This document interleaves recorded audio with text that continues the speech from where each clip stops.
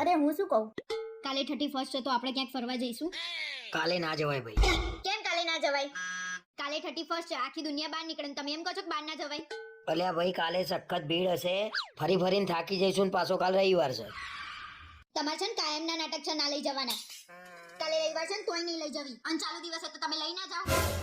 અને 31st ના દિવસે તો છે ને આપણે ના ફરવાનું હોય, આપણે એક જ જગ્યાએ બેવાનું ને બાકી બધું આમ જાતે ફરે. આવું કઈ રીતે બને હે? એ બધી તને ના ખબર પડે ગાંડી, એ બધું જાતે થાય. મને તો કહો કઈ રીતે થાય આવું? એમાં કેવું ખબર, પાર્ટી કરીએ ને એટલે આપણો બે રહેવાનું, બાકી બધું જાતે ફરે. એટલે તમે ક્યારે કરો છો પાર્ટી એ તો કહો. હું તો વર્ષમાં 1-2 વાર જ કરું છું, બહુ નહીં કરતો. 1-2 વાર? ખરેખર 1-2 વાર?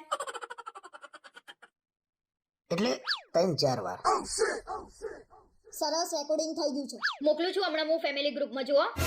અલ્યા તને કઈ બાન છે, આબરૂની પથારી ભરી જશે, ડિલીટ કર ઓડિયો. ના ના, તમે આ બધું કરીને આબરૂ વધારશો.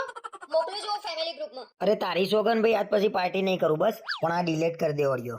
હા એમ, અને આ ઓડિયો તો હું મારી રીતે ડિલીટ મારી દઉં છું. મને લાગે છે કે આ વગર પાર્ટી બધું ફરતું કરી દેવાના પ્લાનમાં છે મારું.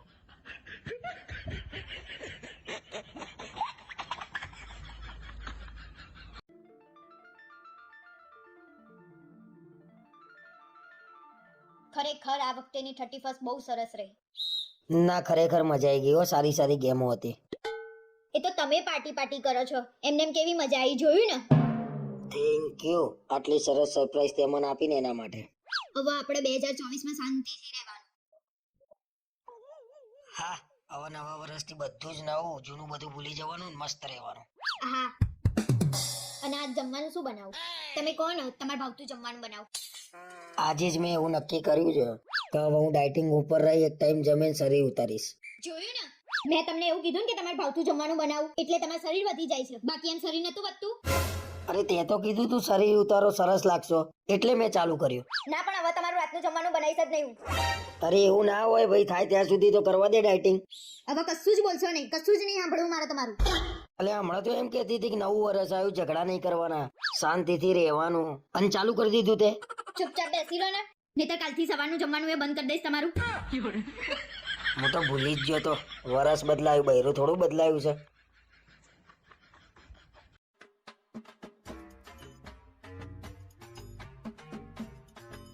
આજે ખબર નહીં કેમ હવારના રિયા ભાભી દેખાતા નહીં. ક્યાં આટો મારી આયા? અરે આજે વધારે ખવાઈ ગયું હતું, પેટમાં દુખતું હતું, સોસાયટીમાં આટો મારતો હતો. આના કઈ રીતે પૂછું કે રિયા ભાભી ક્યાં ગયા છે એમ. કે બહુ પેટમાં દુખાતું હોય તો સોડા પી આવો. ના ના, અત્યારે તો સારું છે. અને હું શું કહું, આ સોસાયટીમાં બધા દેખાતા નહીં, કેમ ખાલી ખાલી છે? સોસાયટીમાં તો બધા ઘરે જ છે, તમને કેમ ખાલી ખાલી લાગે છે? મને તો કોઈ બધા ઘેર ના લાગ્યા, ખાલી ખાલી લાગે છે બધું. ખાલી ખાલી કરીને તો મગજ ફેરવ્યું. ભલે સોસાયટી વાળા ઘરે ના હોય, આપણે તો ઘરે છીએ ને. તું ગુસ્સો ના કરે ખોટો મારું પર, જઈને જોઈએ જા, રિયા ભાભી ને મનીષભાઈ કોઈ ઘેર નહીં. અચ્છા, એટલે પેટમાં દુખાતું તું, સોસાયટી ખાલી ખાલી લાગતી હતી. અને હા, કાલ રાત્રે છે ને રિયા ભાભી અને મનીષભાઈનો ઝઘડો થયો ને, તો મનીષભાઈ રિયા ભાભીને કાઢી મૂક્યા છે. મનીષે રિયા ભાભીને કાઢી મૂક્યા? રિયા ભાભીને કાઢી મૂક્યા એટલે રિયા ભાભી શું છે? અલ્યા રિયા ભાભી તો જીગરનો ટુકડો હતા મનીષભાઈના. કેટલું રાખતા હતા તોય કદર ના કરી એ માણસે. અને બધા ઈશારા છે ને ચાલે છે. અને રિયા ભાભીને કાઢી મૂક્યા, એમાં તમે શું લેવા આટલા બધા ઉછળો છો? અરે તું આજે વચ્ચે ના બોલે, મને ગુસ્સો આવ્યો છે મનીષિયા ઉપર.